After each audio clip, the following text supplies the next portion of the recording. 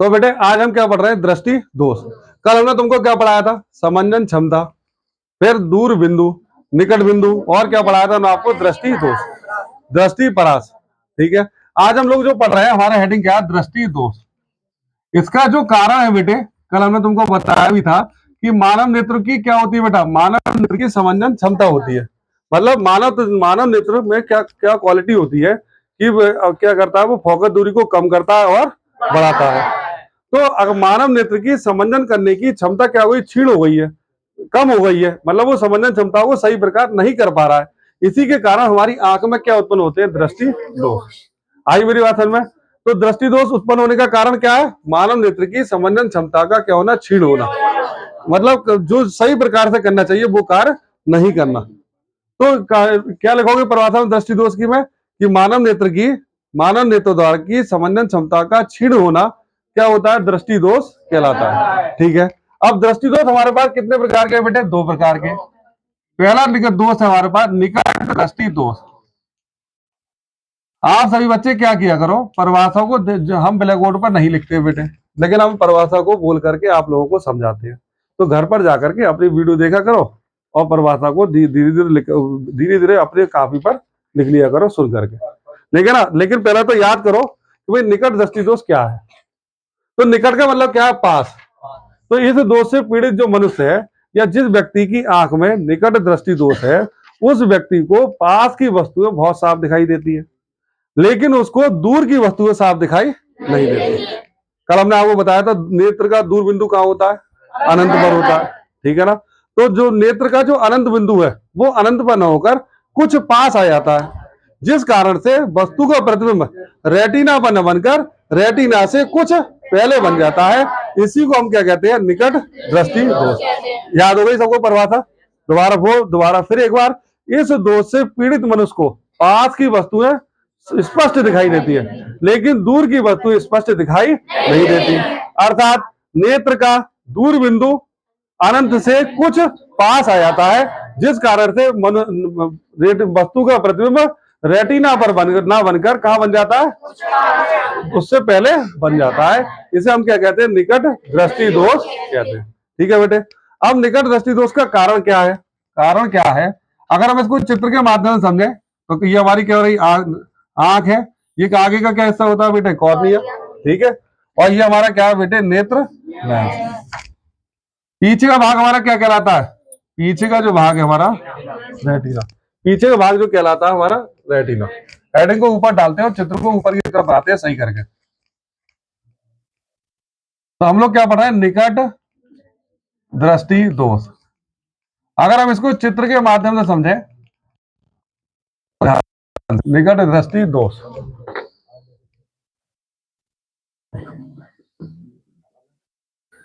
ये हमारी क्या कोई कार्निया, ये हमारा क्या हो गया? नेत्र लेंस।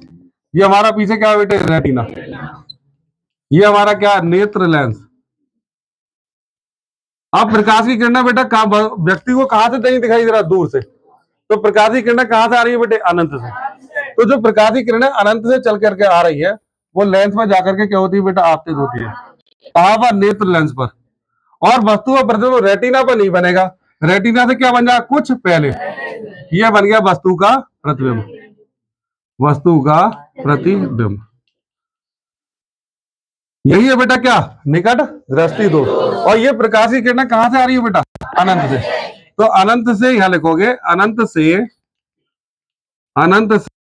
चलने वाली, अनंत से चलने वाली प्रकाश की किरणें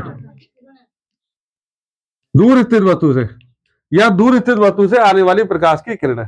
सही वर्ड तो ये है, आप इसको और सही कर लो और ये लिखो दूर स्थित वस्तु से आने वाली प्रकाश की किरणें। दूर स्थित वस्तु से आने वाली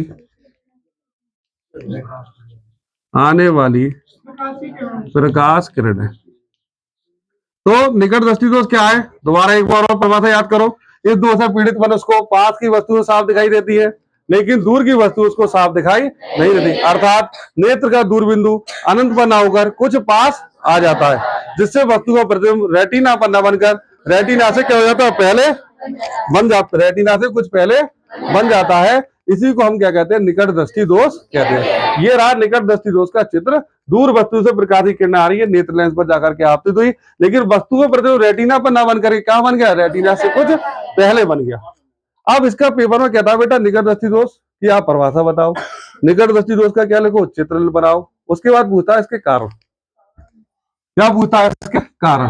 कारण बेटा अगर तुम्हें दिमाग लगाओ तो कल मैं तुमको बताया था, ये क्या नेत्र लेंस।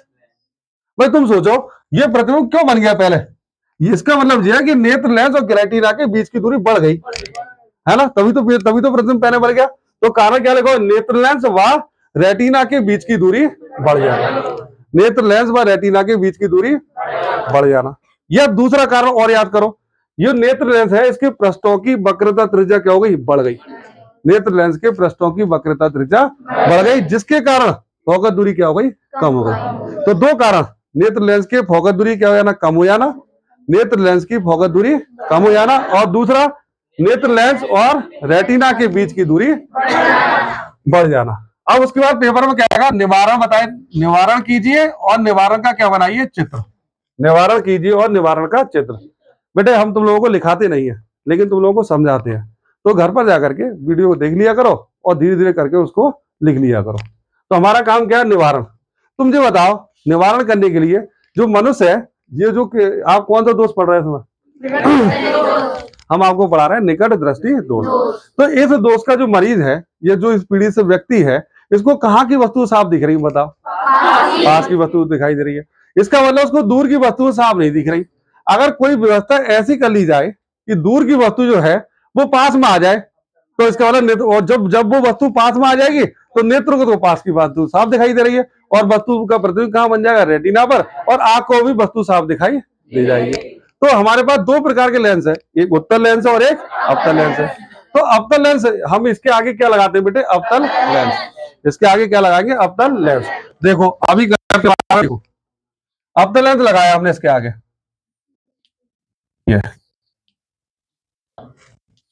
ये रहा अवतल लेंस। अब तुम लोग ध्यान से देखो बेटे,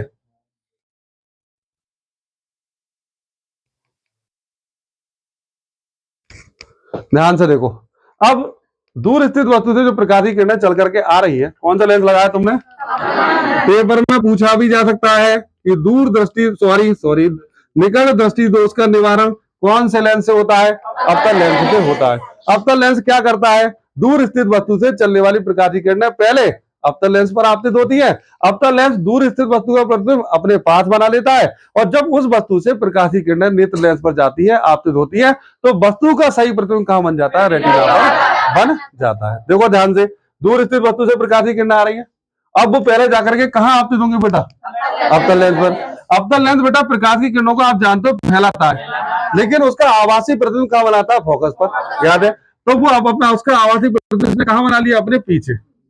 इन बात जो प्रकाश की किरणें आ रही थी उनका आभासी प्रतिबिंब कहां बना लिया इसने, पीछे।